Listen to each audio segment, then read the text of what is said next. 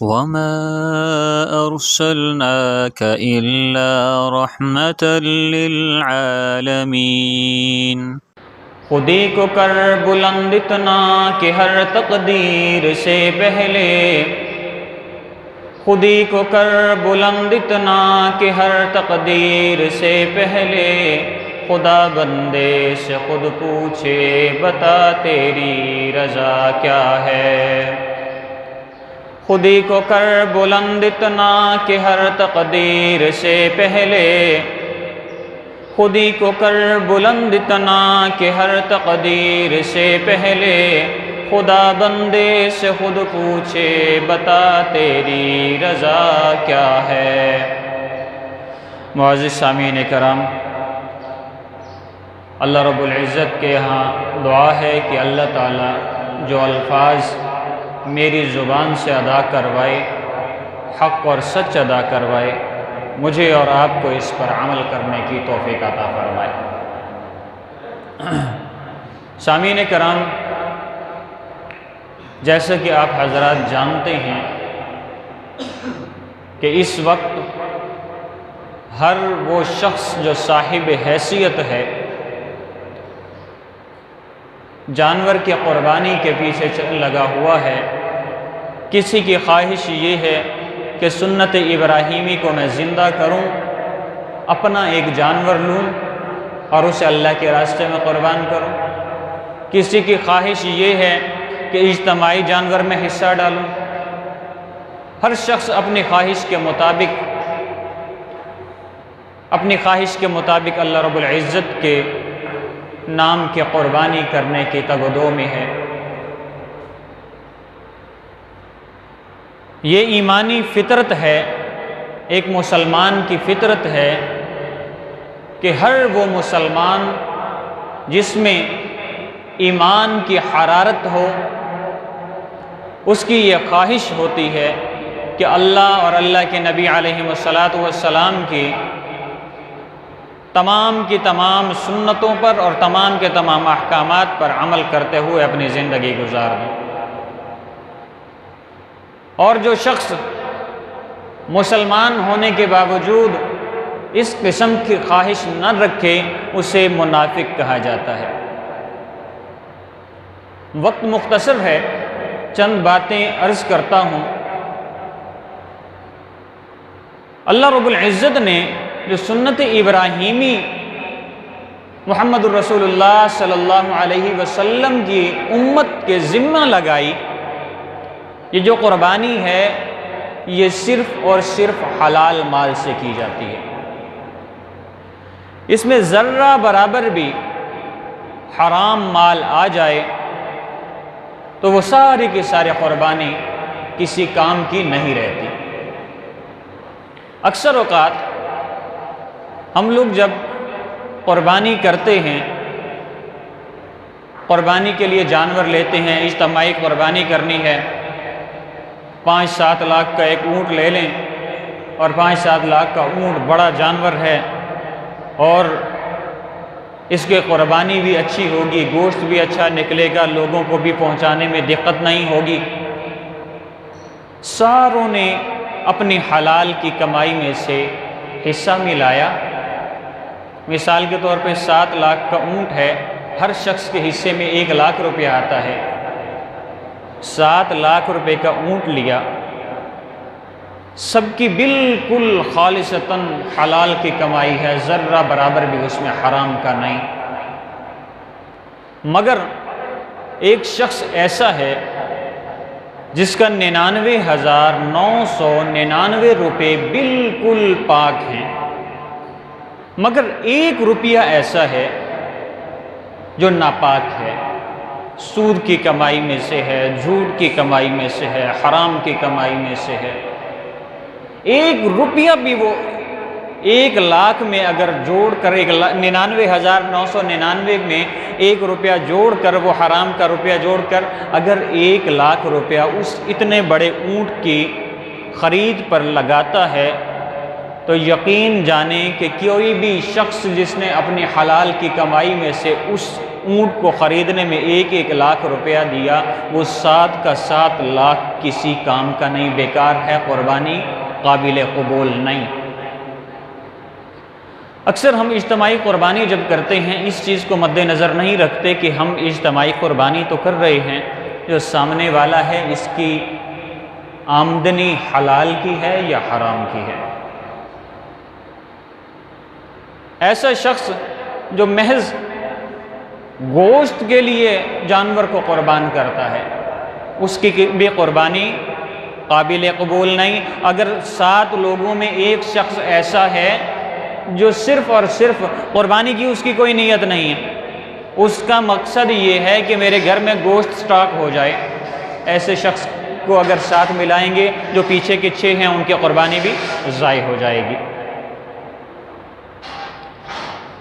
मिसाल के तौर पे अगर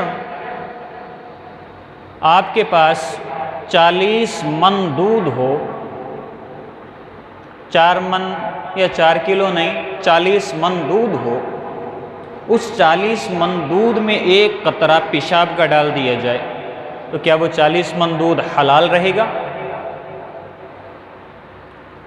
40 का 40 हराम हो जाएगा, बेकार हो जाएगा, इंसान के इस्तेमाल के लिए मौजू नहीं होगा। अगर वो 40 मन दूध 1 कतरे से नापाक हो सकता है, तो ये ऊँट जिस पे 7 लाख रुपया लगाया, ये कैसे हलाल हो सकता है? 7 लाख लगाया, उसमें 7 लाख में 6,99,999 रुपये आपके बिल्कुल पाक साफ हैं। आखिरी 1 रुपया है, वो 1 रुपया आपने उसमें हराम का ऐड कर दिया। सिर्फ वो 1 रुपया हराम का ऐड होने की देर है कि आपका लगाया हुआ सारा का सारा बेकार जाएगा। आपकी लगाई हुई रकम में से कुछ भी बाकी नहीं रहेगा, आपकी की हुई क़ुरबानी काबिल कबूल नहीं होगी। उसकी वजह क्या है कि आपने माल हराम उसमें ऐड कर दिया। माल हराम जिस चीज़ में ऐड हो वो अल्लाह को पसंद नहीं है।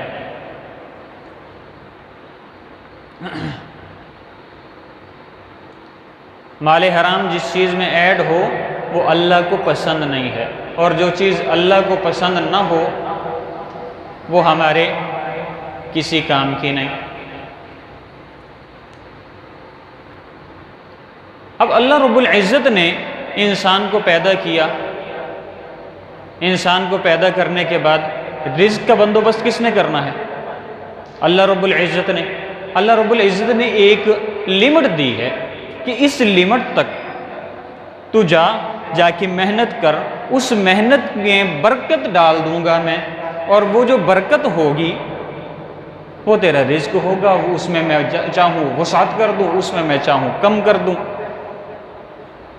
लेकिन शर्त ये है कि तेरे बच्चे के पेट में लुक़्मा हलाल जाए।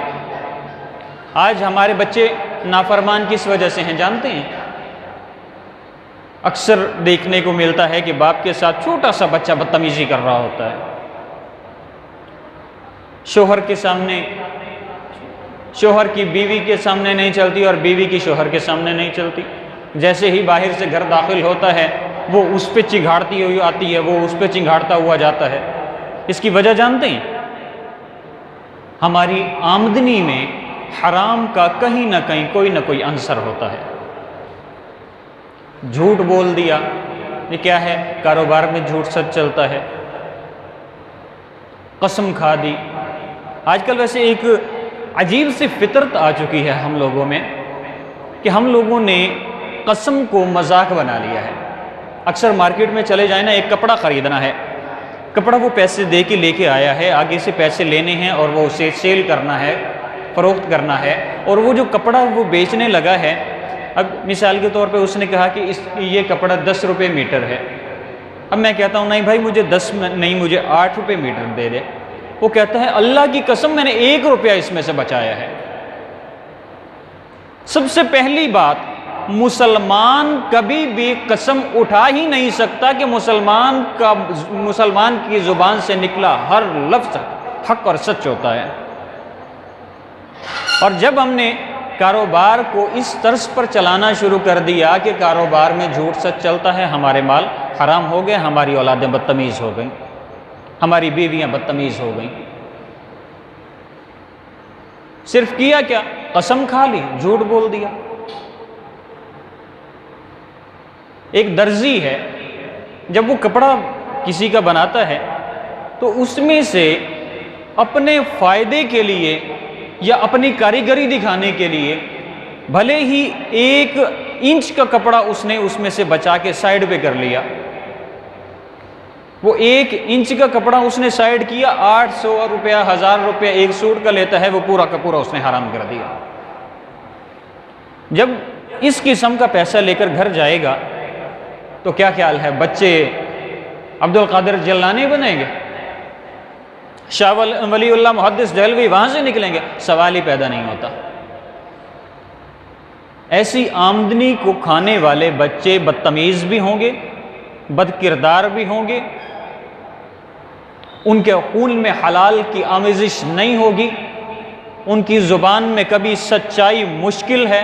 हाँ, अल्लाह अपना फजल फरमा दे तो फरमा दे, वरना कोई उम्मीद नहीं है। और जब इस किस्म की आमदनी से हम कुर्बानी करते हैं, अल्लाह कबूल कर ले तो कर ले, वरना हराम माल में से 1 पाई भी आपने कुर्बानी के गोश्त पर लगाई तो सारे का सारा हराम हो जाता है। कोशिश करें कि आप जहाँ भी इज्तिमाई कुर्बानी में हिस्सा ले रहे हैं वहाँ पे इस चीज़ का ख़ास ख्याल रखें कि वहाँ का जो आपके साथ का हिस्सादार है उसकी आमदनी का पता करें, कहीं सूद वाली तो नहीं, कहीं हराम की तो नहीं। अगर हराम माल में से वो हिस्सा मिला रहा है, सूद में से हिस्सा मिला रहा है, तो यकीनन आपकी कुर्बानी बेकार हो जाएगी। उससे बेहतर ये है कि थोड़े से इजाफी पैसे भर के अपनी अलहदा से ही कर लें, कम खा लें, हलाल का खा लें, इज़्ज़त का खा लें, कल को क़यामत के दिन जो गरेबान न पकड़े ऐसा खा लें।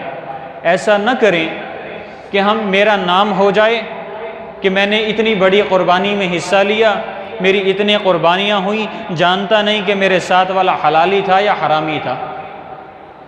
अगर इस चीज़ को सोचे बग़ैर, इस चीज़ का पता किए बग़ैर आपने कुर्बानी में हिस्सा ले लिया तो आपकी कुर्बानी का फ़ायदा नहीं, और वही जानवर कल क़यामत के दिन आपका गरेबान पकड़ेगा, अल्लाह से अर्ज़ करेगा कि या अल्लाह, इसने पता नहीं किया था और इसके साथ वाला हराम माल में से मुझे ख़रीद कर लाया था, कहने को सुन्नत इब्राहीमी ज़िंदा कर रहा था, और हराम माल में से मुझे ख़रीद कर लाया और तेरे नबी के तरीक़े पर मुझे इसने लिटाया, और चूँकि मैं हराम माल का था इसने मुझे तेरी नाम लेकर इसने मुझे ज़िबा कर दिया, और तूने मुझे कुर्बानी के लिए कबूल ही ना किया, उसमें मेरा कसूर नहीं। ये शख्स है, इन लोगों को पकड़, इनकी वजह से मेरा खून बहाया गया। और कल जब वो जानवर आपका गरेबान पकड़कर अल्लाह के सामने पेश करेगा तो क्या उस वक्त हमारे पास कोई जवाब होगा? उससे बेहतर ये है कि अपने कुर्बानियों को पाक बनाकर, पता करके, हर किस्म की तसल्ली करके उसके बाद अपने कुर्बानी लगाएं। हाँ, ऐसा शख्स है जो जानता है कि मेरी चीज़ हलाल की नहीं है, उसने लगा दिया, आप उसे पहचान नहीं पाए, आपने उसके कुर्बानी में हिस्सा मिला लिया, वहाँ आपकी पकड़ नहीं, वहाँ सिर्फ वही पकड़ा जाएगा। लेकिन जहाँ जानबूझकर या बिल्कुल अनजान बन के आपने हिस्सा मिला दिया, वहाँ पे पकड़ आपकी भी होगी। अल्लाह ताला मुझे और आपको सही मायनों में दीन हक़ को समझने और इस पर अमल करने